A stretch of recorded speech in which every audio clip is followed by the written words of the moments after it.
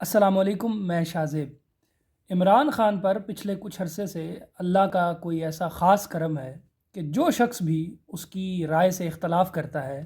یا اس کے خلاف بغض رکھتا ہے یا اس کے خلاف رائے دیتا ہے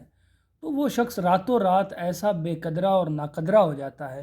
اور میڈیا میں اس کی ایسی ذلت شروع ہو جاتی ہے کہ اس کی مثال نہیں ملتی۔ چاہے وہ جہانگیر ترین لے لیں، چاہے وہ علیم خان لے لیں، چاہے ڈاکٹر عامر لیاقت لے لیں، اور یہ تازہ مثال جو ہے قاسم علی شاہ صاحب کی۔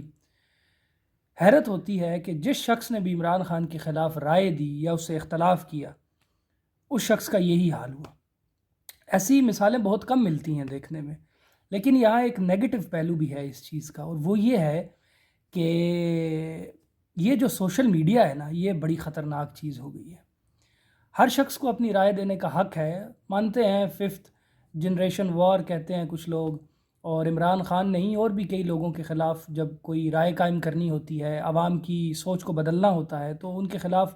لوگوں کو لانچ کیا جاتا ہے، لوگوں کی رائے بدلی جاتی ہے۔ یہ جو آج کل صحافی ہیں یہ بھی یہی کرتے ہیں، اور اسی چیز کے لیے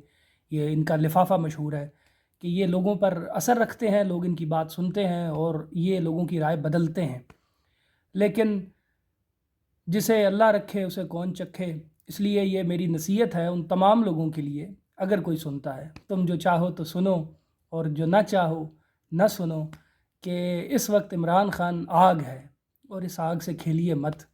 بس وہ جو کہے تسلیم کریں، یہ کوئی عشق کا مقام ہے،